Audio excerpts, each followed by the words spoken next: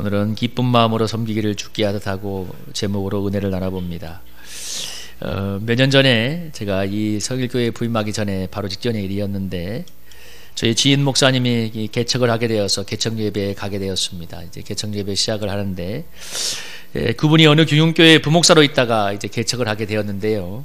그때 한 목사님이 축사를 하면서 이렇게 말을 했습니다. 그분을 아시는 목사님인데 그분이 자신이 어느 노예 가니까 어느 목사님이 그 부교육자들 부목사들을 두고 원래 부자가 아니 부자가 아닌데 보잘 부자인데 아니 부자를 써서 부목사 목사가 아니라고 지칭을 한다고 얘기했는데 부목사를 우스갯소리였는데 근데 담임 목사가 되면 자신이 책임을 맡아야 하기 때문에 마음가짐이 달라질 것이라고 했습니다. 제가 부임하기 몇 달 전에 이랬는데요. 제가 그래서 부임을 해서 담임 목회를 하게 되니까 정말 마음가짐이 달라진다는 것을 느끼게 됩니다. 제가 부목사 생활 한 8년 정도 했고 선교단체 간사까지 합하면 한 20년 정도 주님의 일을 했는데 그러나 담임 목회로 섬긴 지난 4년의 시간이 20년의 시간을 압도한다는 것을 느낍니다. 물론 20년의 세월이 주님의 주권편에서 섭리 속에서 있었던 시간이었지만 그러나 그 지난 4년간의 시간이 돌아보니까 20년의 시간보다도 훨씬 많은 것을 깨닫게 하고 배우는 시간이라는 생각이 드는데요. 이유는 책임을 맡게 되니까 그런 것입니다. 제가 지금은 일과 목회를 병행하면서 목회를 하고 있는데요. 물론 하나님의 섭리가 있고 부르심이 있기 때문에 일을 하겠지만 그러나 제 뺏겨내서 이렇게까지 하는 이유를 하나 물어본다면 제가 책임을 맡고 있기 때문에 그렇습니다. 물론 주님의 은혜가 교회와 우리 성도님들 책임지죠. 그런데 또 그것을 믿어야 중압감에서 벗어날 수 있는데 그러나 담임 목회인 저편에서는 교회를 책임져야 하는 사람이기 때문에 사실은 그 책임감이 저를 감당하게 하는 것을 느낍니다.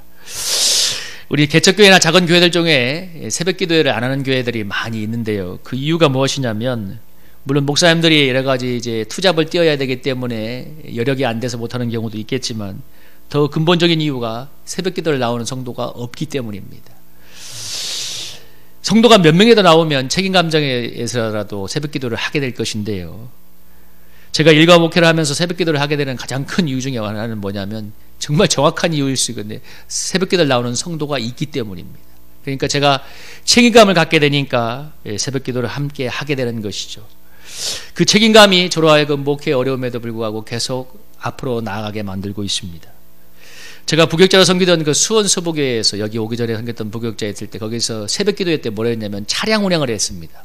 그 차량 운행을 누가 했냐면 이 교육자들과 직원들이 번갈아 가면서 했는데 너무 부교육자들 불평이 많은 거예요. 제가 선임교육자였는데 듣다가 못해가지고 그래 한번 없애보자고 없애려면 뭔가 근거가 필요해서 당시 수원 중원교회 수원에 있는 비슷한 중형교회들의 몇 개 교회를 연결해서 연락을 해봐서 어떻게 새벽기도 차량 운행하냐고 물어봤습니다.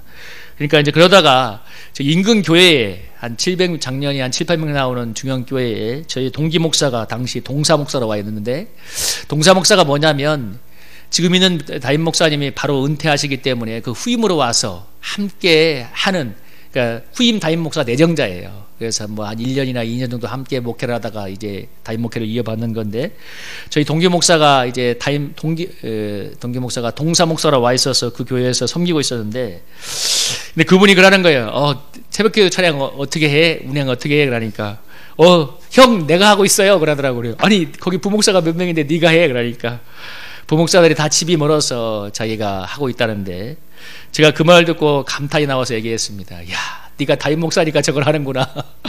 그래 이제 이분이 그 큰 교회인데도 혼자 이제 새벽 기도하고 물론 2, 3년 수고하고 지금은 하지 않지만 그러나 제가 느꼈던 건 저 담임 목회를 맡았기 때문에 저 십자가를 감당하는구나 싶었습니다.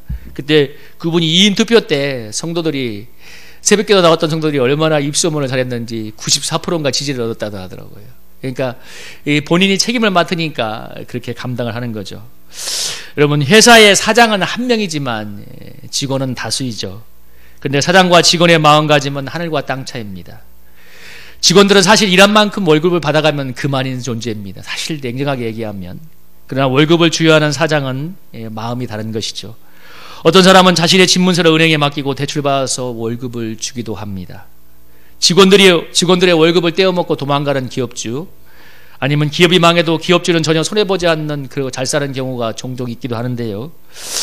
이건 약간 나쁜 경우인데 현대상선인가 아마 그럴 거예요. 어느 기업이 너무 손실이 많이 나서 부도가 임박해 오니까 그 거대 기업이 무너지면 실업자가 될 수많은 그 회사원과 계열사, 하청회사를 생각해서 나라에서 어쩔 수 없이 공적 자금으로 그 회사의 손실을 메꿔주었습니다.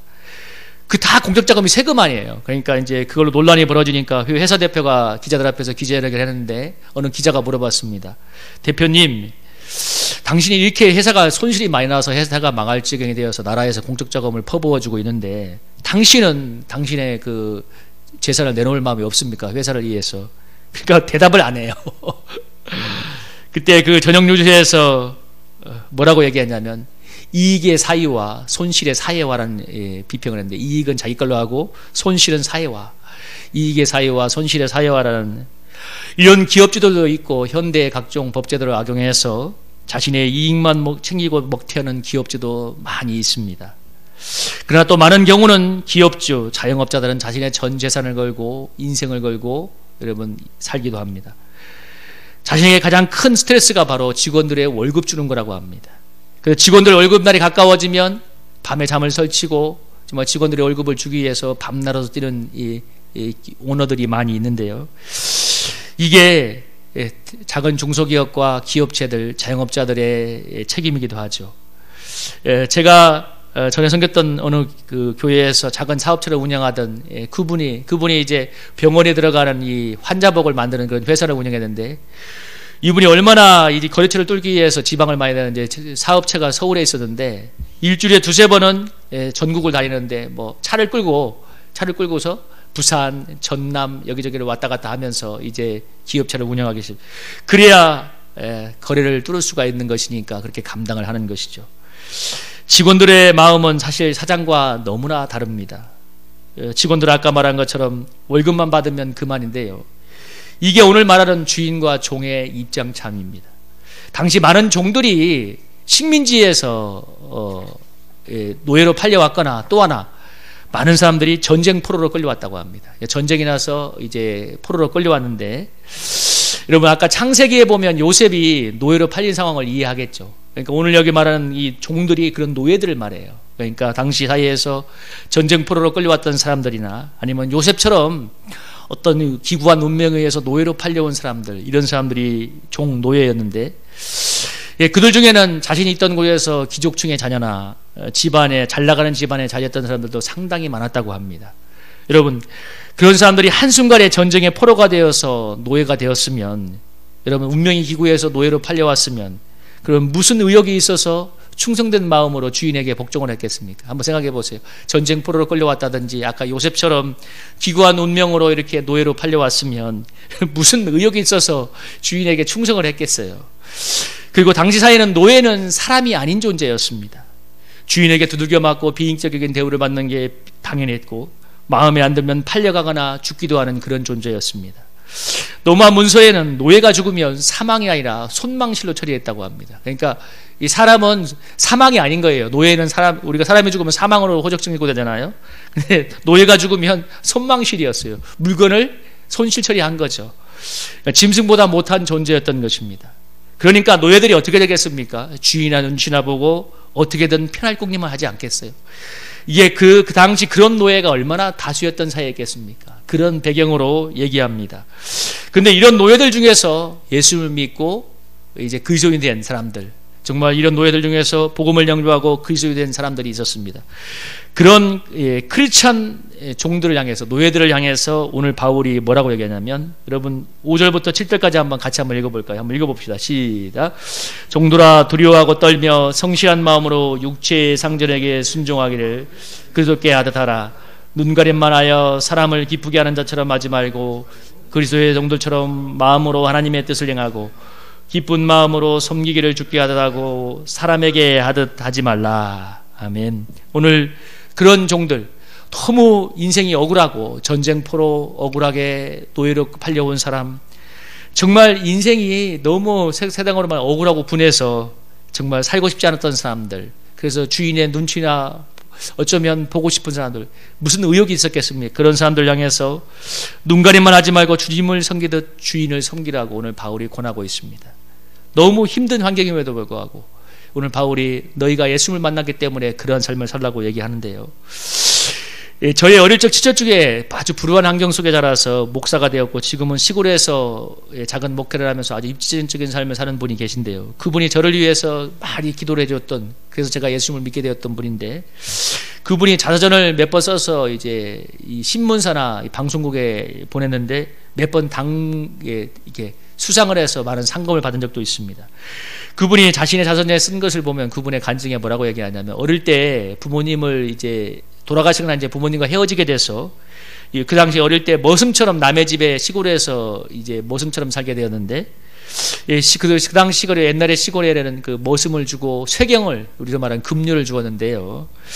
그분이 머슴으로 살면서 최선을 다해 주인집에 일을 해주었는데 정말 이분이 마음을 다해서 일을 했다고 그래요. 그러니까 그 결과가 무엇이냐면 본인이 고백하는데 그 자신에게 주어진 게 자유였다고 얘기했습니다. 뭔 얘기냐면 마음을 다해서 이렇게 일을 하니까 주인이 믿는 거예요. 한 1년 정도 몇 달만 지켜봐도 이 사람이 어떤 사람인가 알잖아요. 그러니까 주인이 믿으니까 이제 주인이 보통 머슴을 감시하지 않습니까? 자가 농떼기를 피우지 않나, 일 대충 하지 않나. 근데 이 사람이 그렇지 않고 정말 마음을 들여서 최선을 다해 일을 한다는 걸 알게 되니까 그냥 맡겨주기 시작했습니다. 그래서 본인이 뭐를 고백하냐, 자기가 죽도록 충성하였더만 자신에게 주어진 것이 머슴으로서 제약은 있지만 그러나 자유였다고 얘기했습니다. 그러니까 믿고 맡겨주니까, 사람들이 감시를 하지 않고 믿고 맡겨주니까 본인이 자유를 얻었다고 했습니다.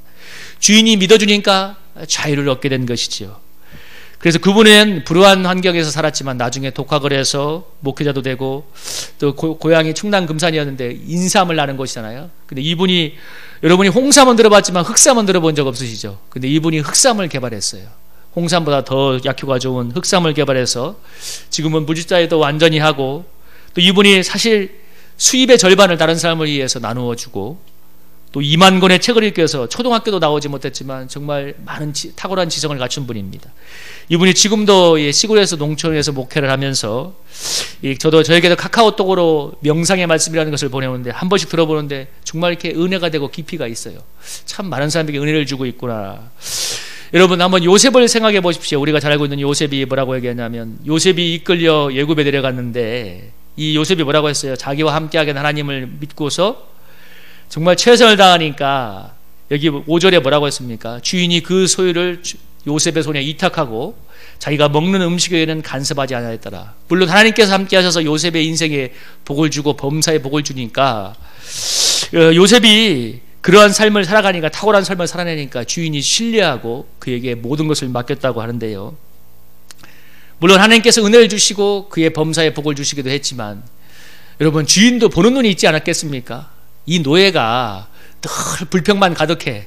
인생이 과거를 모르겠지만 너무 인생이 불평만 가득하고 주인의 눈치만 봐. 어느 주인이 그 자기의 소유를 맡기겠습니까? 근데 요셉이 자기와 함께하는 하나님을, 너무 인생이 억울하고 분했겠지만 자기와 함께 하나님을 바라보고 정말 성실하게 최선의 삶을 살아니까 그 노예였지만 자기의 모든 것을 맡기는 사람이 되었고, 우리가 잘 아는 것처럼 그가 정말 그 보디발 여사, 자기의 주인이었던 보디발 여사의 그 모함으로 강간 미수병에 누명을 쓰고 감옥에 갇히게 되었을 때, 그러나 요셉이 그곳에서 더 최선을 다하니까 뭐라고 했습니까? 22절에 옥중 죄수를 다 요셉의 손에 맡김으로 그 재반 사물을 요셉이 처리하고 간수장은 그의 손에 맡긴 것을 무엇인지 살펴보지 아니하였으니 이는 여호와께서 그와 함께 하심이라.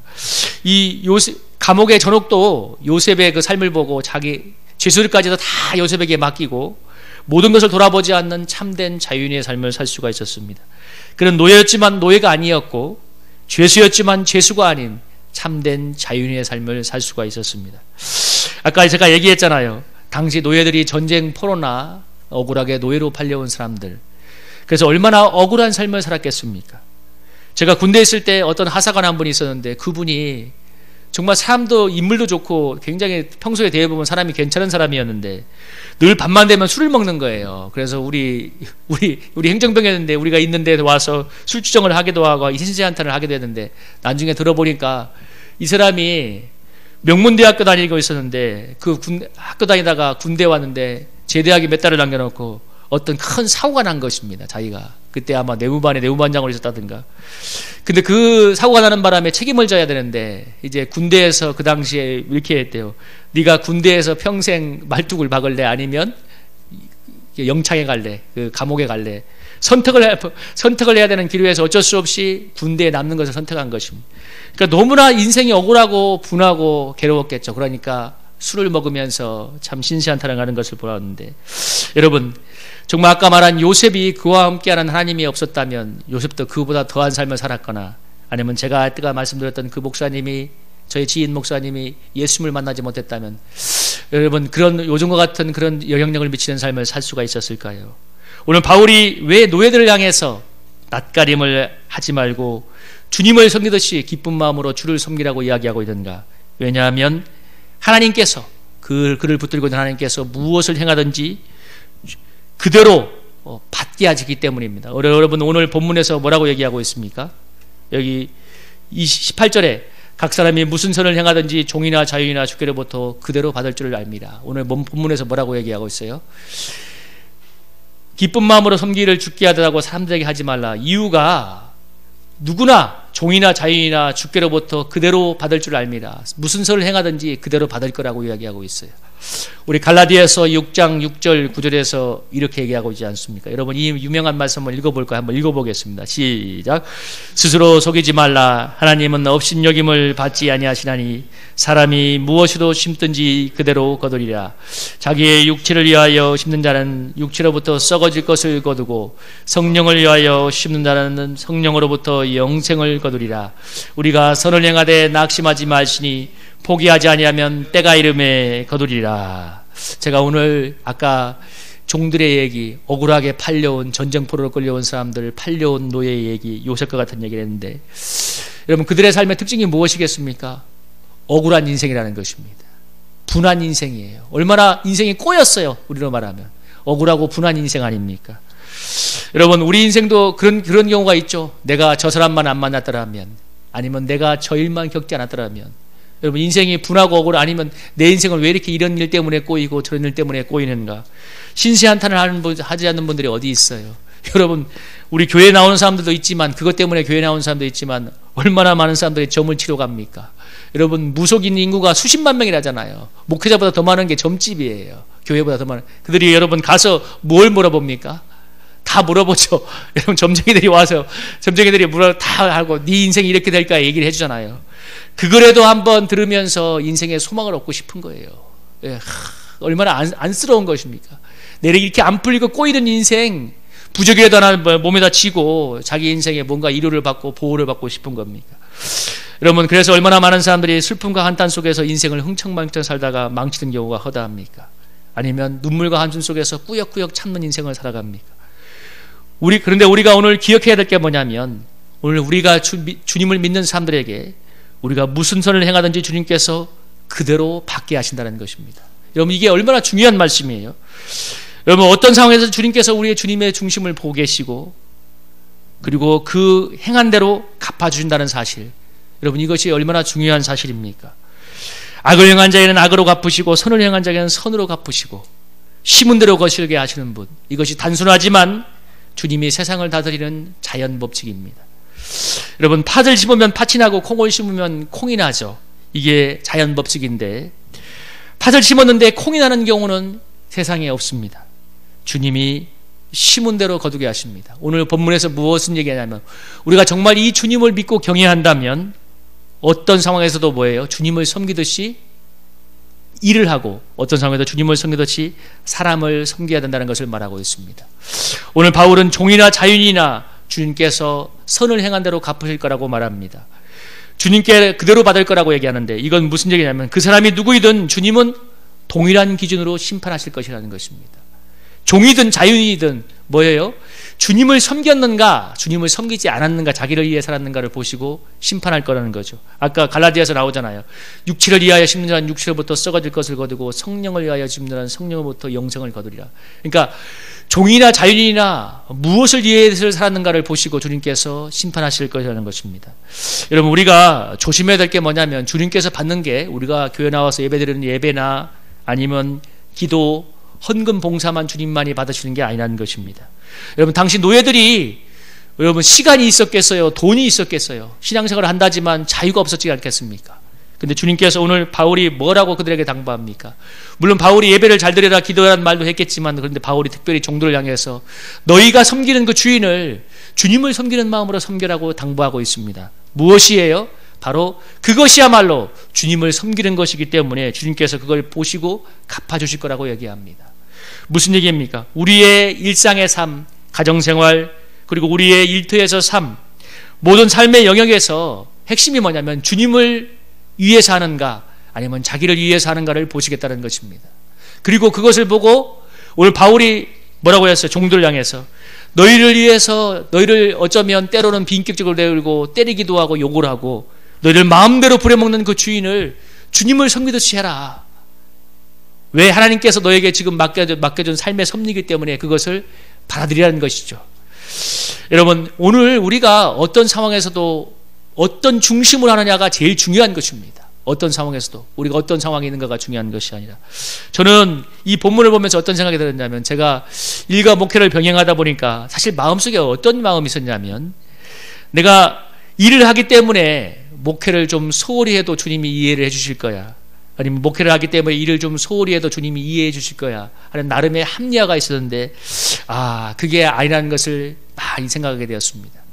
얼마 전에 청소하는 한 곳에서 이 신주가 더럽다고 주인이 연락이 왔는데, 제가 그 전화를 받고 나서 굉장히 짜증이 났습니다. 왜냐하면 야, 저기는 내가 그렇게 신경을 많이 써준 곳인데, 근데 아마 요즘 최근에 그 건물에 이사가 많다 보니까 신주가 더러워졌던 것 같은데, 가서 보니까 정말 신주가 내가 생각했던 것보다 많이 더러워졌어요. 그래서 제가 아무리 신경을 써준다고 해도 이런 변수가 생기는구나. 그래서 처음엔 참 짜증이 많이 났는데, 근데 그때 주인이 나를 알아주지 않지만 그러나 마음을 고쳐먹고 평소보다 더 이렇게 신경을 써서 청소를 해주고 있는데요.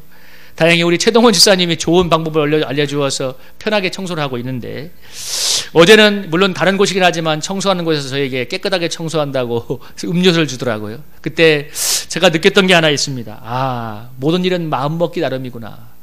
내가 그냥 이것을 짜증으로만 여기고 받아들이지 않으면 결코 좋은 결과가 오지 않겠지만, 그러나 그 이유가 있으니까 요거를 수용하고 좀 더 마음을 들여 청소하면 좋은 결과가 오는 것이구나. 여러분, 만약 제가 일을 핑계로 목회를 소홀히 하거면, 아니면 목회를 핑계로 일을 소홀히 한다면 두 곳에서 좋은 결과를 거둘 수가 없겠죠. 주인님이 저를 인정해 주지 않을 것이고 목회에 좋은 결과가 있지 않을 것이며, 반대로 청소일을 소홀히 한다면 건물주가 저를 인정해 주지 않겠죠. 어차피 두 가지를 다 해야 한다면 둘 다 목회든 아니면 청소하는 일이든 주님을 섬기는 마음으로 최선을 다해야 된다는 것을 제가 요즘 많이 느끼고 있습니다. 주님을 섬기는 마음으로 목회를 할 때, 주님을 섬기는 마음으로 목회하고 주님을 섬기는 마음으로 일을 하라고 주님은 말씀하고 있습니다. 그리할 때 중심을 보시는 주님께서 좋은 것으로 갚아줄 거라고, 행한 대로 선한 대로 갚아줄 거라고 약속하고 계십니다. 여러분, 작가 말했잖아. 당시에 얼마나 많은 노예들이 전쟁 포로로 끌려오거나 노예로 팔려온 사람들이었습니까? 여러분, 귀족층의 자녀들이 전쟁에 나갔다가 장교였다가 한번 노예로 팔려왔다고 생각해 보세요. 저쪽에서는 그렇게 대접을 받고 노예를 부리던 사람이 한순간에 임무형이 바뀌어서 이 타국에, 그것도 저 적성국에 노예로 팔려와서 저 주인에게 채찍을 맞고 일을 할 때, 여러분, 그 얼마나 마음에 인생의 분한 마음과 서러운 마음과 주인에 대한 미움이 있었겠습니까? 그러나 아까 요셉이 자신과 함께한 하나님을 바라보고 최선을 다함으로써 나중에 그들에게 인정을 받고 예굽의 총리로 쓰임받았던 것처럼, 그리고 저의 지인이었던 그분이 참 그 어려운 환명도 예수님을 만난 뒤에 최선을 다해서 감당해서 지금 여러 사람에게 좋은 영향을 끼치고 있는 것처럼, 여러분, 우리가 나와 함께하는 하나님을 믿고 어떤 마음으로 하냐에 따라서 여러분, 우리의 인생은 너무나 달라지게 되어 있습니다. 여러분, 누구나 인생은 힘들고 괴로운 것입니다. 여러분, 저나 여러분이나 이제는 다 동의하시죠. 인생은 누구에게나 힘들고 괴로운 것입니다. 그러나 중요한 건 우리에게는 하나님 아버지가 있다는 것입니다. 하늘에 계신 우리 아버지가 계시고, 나를 위해서 십자가에 죽으시고 부활하신 그 주님께서 나를 위해 기도하고 계시며, 성령이 오셔서 나를 위해서 말할 수 없는 탄식으로 기도하고 있습니다. 그 주님이 우리에게 힘과 능력을 주시는 것을 믿으시길 바랍니다. 그 주님을 의지할 때 여러분, 우리는 어떤 상황에서도 주님을 섬기듯이 일을 하고 사람을 섬기는 일을 할 수가 있습니다. 그 주님을 의지함으로 주님을 섬기듯이 일을 하고 주님을 섬기듯이 사람을 섬길 수가 있습니다. 여러분, 주님을 의지해서 그렇게 될 수 있기를 주님의 이름으로 축복합니다. 정말 주님을 섬기는 마음으로 일을 하고 주님을 섬기는 마음으로 사람을 섬길 때, 그때 은밀한 중에 보시는 주님께서 좋은 것으로 우리 인생을 갚아줄 줄로 믿습니다. 주님은 중심을 보신다고 했습니다. 여러분, 우리 오늘 이 말씀을 듣고 한 주의 삶을 살면서 주님을 섬기는 마음으로 여러분 일을 하고 주님을 섬기는 마음으로 가정생활을 하고 주님을 섬기는 마음으로 우리의 일상을 살아갈 때 보이지 않는 그 하나님께서 보시고 은밀한 중에 좋은 것으로 갚아주는 역사가 있기를 주님의 이름으로 축복합니다.